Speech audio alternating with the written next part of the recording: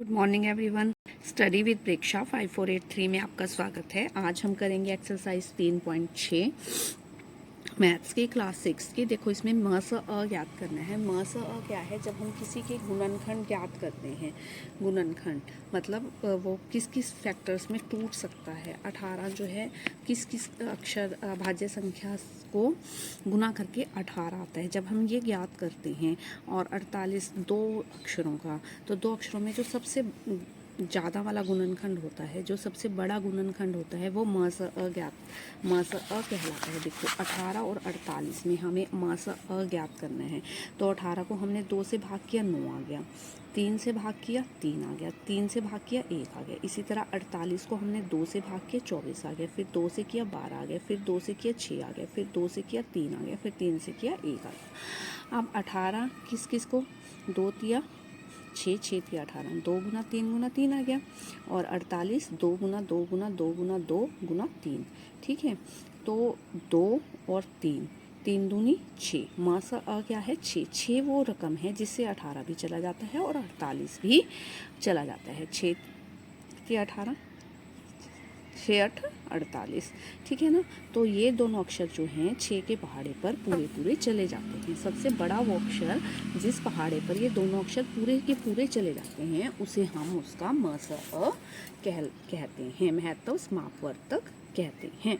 कुछ क्वेश्चन दिए गए हैं, इसके वो देख लीजिए। 30 और 42 हमें ज्ञात करना है कि वो कौन सी रकम है जिस पे 30 और 42 दोनों चले जाते हैं। 2 से गया 15, 3 से गया 5, 5 से गया 1, 2 से हमने से भाग के 21 आ गया। 3 से किया 7 आ गया। 7 को 7 से किया 1 आ गया।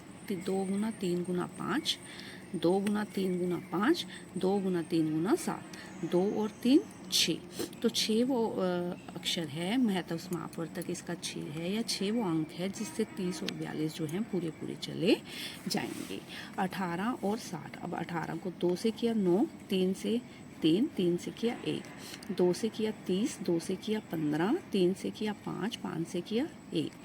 18 के क्या आगे? 2 गुना 3 गुना 3। और 60 के क्या आगे? 2 गुना 2 गुना 3 गुना 5।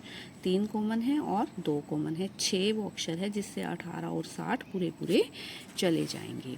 इसके बाद है 27 और 60। 3 9, 3 से 9 किया 27, फिर 3 से 3, फिर 3 से किया 1, 2, 60 को भाग किया 30 आ गया। जो भाग कर कर आ रहा है वो यहाँ लिखने हैं। 30 आ गया। फिर 2 से किया 15 आ गया। फिर 3 से किया 5 आ गया। फिर 5 से किया 27। 3 गुना 3 गुना 3, 2 गुना 2 गुना 3 गुना 5। ठीक है, तो 3 वो अक्षर है, 3 इसका मसा है, मतलब 3 इसका महत्व समापवर्तक है जिससे 27 और 60 पूरे पूरे भाग हो जाएंगे। इसके बाद हमें करना है 36 और 84 का। 2 से भाग किया 18 आ गया। 2 से भाग किया 9 आ गया। 9 दूनी 18। फिर 3 से किया 3 तिया 9। फिर 3 से किया 1, तब तक निकालना है जब तक 1 नहीं आ जाता। फिर 2 से किया 42 आ गया। फिर 2 से किया 21 आ गया। फिर 3 से किया हमने 21 को भाग 7 आ गया। फिर 7 को 7 से किया 1 आ गया। तो 36 2 गुना 2 गुना 3 गुना 3, और 84 2 गुना 2 गुना 3 गुना 7, 2 2 और 3। ये इसमें कॉमन है। 3 दूनी 6, 6 दूनी 12, तो 12 वो अक्षर है। 12 ये 36, 12 7 84।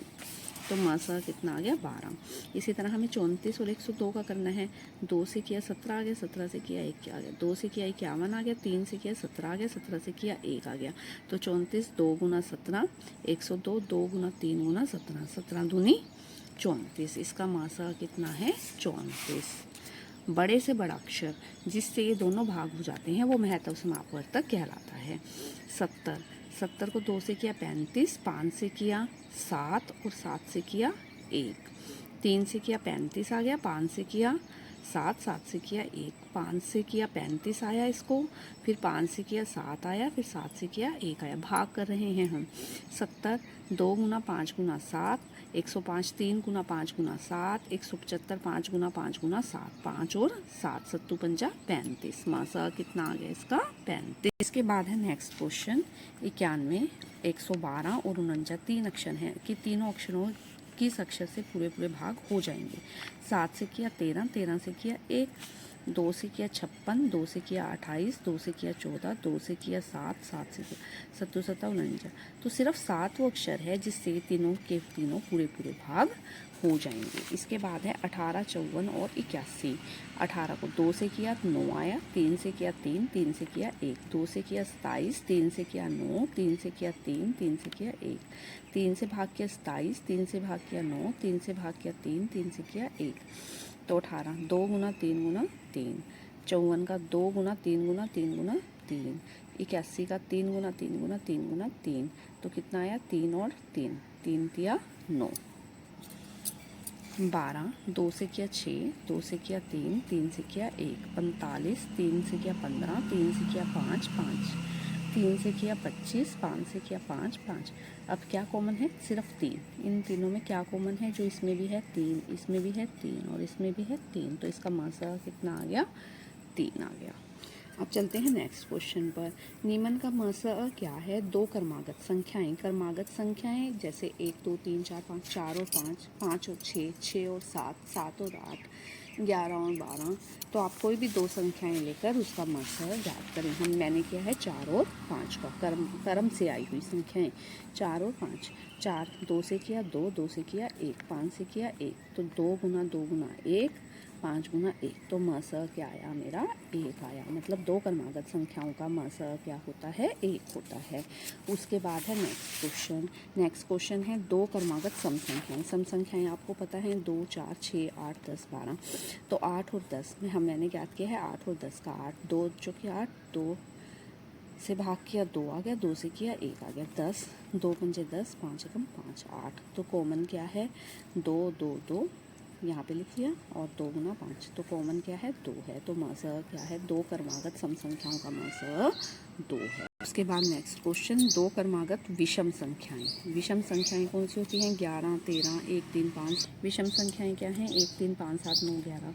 मैंने किया है 11 का, 11 एकम 11, 13 एकम 13, 11 एकम 11, 13 एकम 13। तो कॉमन क्या है? 1। तो मासा क्या आ गया?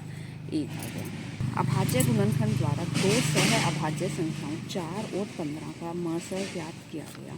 तो इनमें कोई भी गुणनखंड कॉमन नहीं है। तो 4 और 15 का क्या मासा 0 है? क्या ये उत्तर सही है? यदि नहीं तो मासा क्या है? देखिए अभी हमने देखा था कि जिनमें कॉमन नहीं होता विषम संख्याओं में, जिनमें कॉमन नहीं था या 2 क्रमागत संख्याओं में, उनका मासा क्या था? 1 था। 0 तो नहीं था। मासा 1 है। नहीं तो 2 क्रमागत जो संख्याएं होती हैं या 2 संख्याएं जो होती हैं जिनके अभाज्य सार्वगुणनखंड गुणनखंड नहीं है, ठीक है, तो उनका मास जो है वो 1 होता है। तो ये उत्तर सही है? नहीं, ये उत्तर सही नहीं है क्योंकि मास जो है वो 1 है। मास जो है वो 1 होता है, मिनिमम सबसे कम 1 होता है। अगर आपको वीडियो पसंद आई तो आप चैनल को जरूर सब्सक्राइब कीजिए, बेल आइकन दबा दीजिए ताकि आगे आने वाली वीडियो की नोटिफिकेशन आ सके। Please like share and comment also.